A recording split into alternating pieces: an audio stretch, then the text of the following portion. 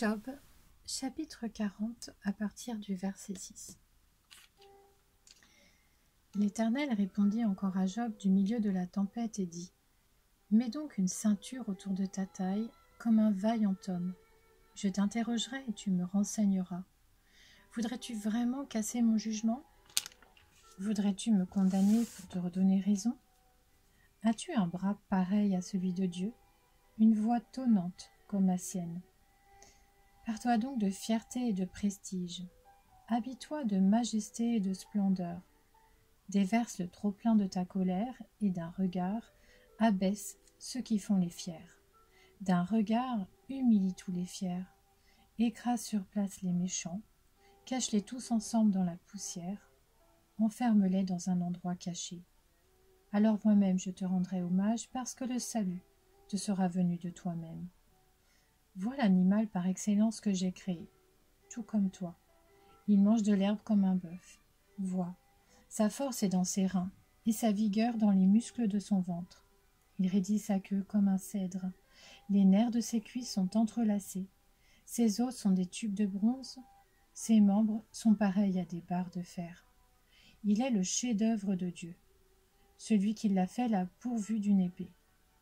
Il trouve sa nourriture dans les montagnes, là où jouent toutes les bêtes sauvages. Il se couche sous les lotus. Il se cache dans les roseaux et les marécages. Les lotus le couvrent de leur ombre. Les saules de la rivière l'environnent. Si le fleuve devient violent, il ne s'alarme pas. Si le Jourdain se précipite contre sa gueule, il reste confiant. Est-ce quand il a les yeux ouverts qu'on pourra l'attraper ? Utilisera-t-on des pièges pour lui transpercer le nez ? Prendras-tu le Léviathan à l'hameçon ?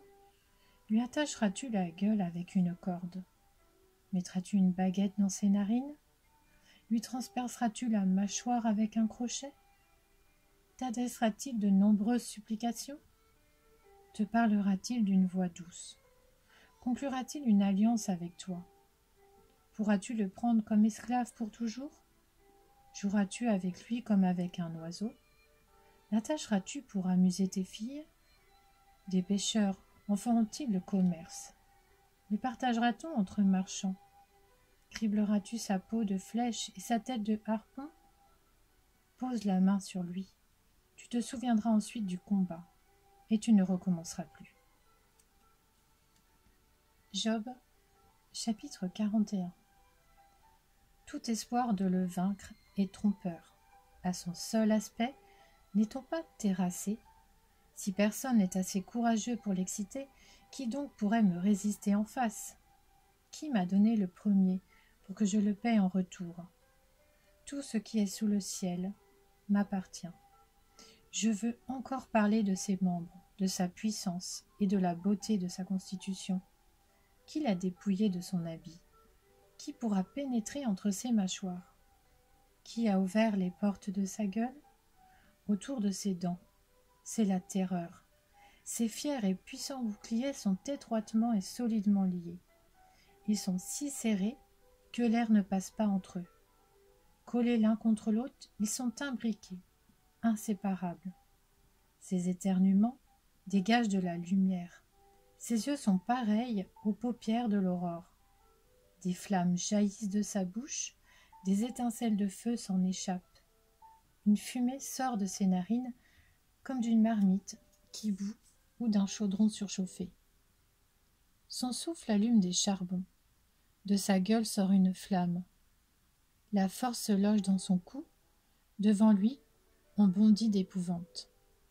Les éléments de son corps tiennent solidement ensemble, comme coulés d'une pièce, inébranlable. Son cœur est aussi résistant que la pierre de meule du bas. Quand il se lève, les plus puissants ont peur et s'enfuient, affolés. L'approcher avec l'épée est inefficace, tout comme avec la lance, le javelot et la cuirasse. À ses yeux, le fer n'est que de la paille et le bronze du bois pourri. La flèche ne le fait pas fuir. Les pierres de la fronde sont des brins de paille pour lui. Il ne voit dans la massue qu'un brin de paille. Il rit au sifflement du javelot. Sous son ventre se trouvent des pointes aiguës. On dirait une herse qu'il traîne sur de la vase. Il fait bouillonner le fond de la mer comme une marmite. Il l'agite comme un vase rempli de parfums. Il laisse après lui un sentier lumineux. Les flots prennent une teinte blanche. Sur la terre, personne n'est son maître. Il a été créé pour n'éprouver aucune peur. Il défie tout ce qui est grand. Il est le roi des plus fiers animaux. Job, chapitre 42. Job répondit à l'Éternel. Je reconnais que tout est possible pour toi, et que rien ne peut s'opposer à tes projets. Qui est celui qui dissimule mes plans par un manque de savoir? Oui, j'ai parlé sans les comprendre, de merveilles qui me dépassent et que je ne connais pas. Écoute-moi et je parlerai. Je t'interrogerai et tu me renseigneras. Mon oreille avait entendu parler de toi, mais maintenant mon œil t'a vu. C'est pourquoi je me condamne et je reconnais mes torts sur la poussière et sur la cendre. Après avoir adressé ces paroles à Job, l'Éternel dit à Éliphaz de Théman, « Je suis en colère contre toi et contre tes deux amis, parce que vous n'avez pas parlé de moi correctement, comme l'a fait mon serviteur Job. Prenez maintenant 7 taureaux et 7 béliers, allez trouver mon serviteur Job, et offrez un holocauste pour vous.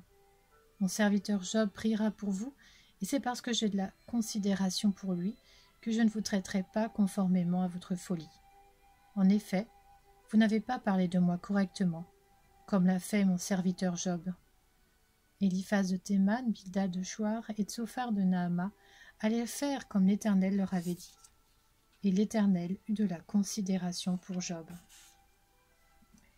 L'Éternel rétablit la situation de Job quand celui-ci eut prié pour ses amis. Il lui accorda le double de tout ce qu'il avait possédé. Les frères, les sœurs et les anciennes connaissances de Job vinrent tous lui rendre visite, et ils mangèrent avec lui dans sa maison. Ils lui exprimèrent leur compassion et le réconfortèrent à cause de tout le malheur que l'Éternel avait fait venir sur lui. Chacun lui donna une pièce d'argent et un anneau d'or. L'Éternel bénit la dernière partie de la vie de Job beaucoup plus que la première. Il posséda 14 000 brebis, 6 000 chameaux, 1 000 paires de bœufs et 1 000 ânesses. Il eut aussi 7 fils et 3 filles. Il appela la première Gémina, la deuxième Ketsia et la troisième Kérénapuk. Dans tout le pays, on ne trouvait pas d'aussi belles femmes que les filles de Job. Leur père leur raccorda une part d'héritage parmi leurs frères. Job vécut après cela 140 ans, et il vit ses fils et les descendants de ses fils jusqu'à la 4e génération. Puis il mourut, âgé et rassasié de jours.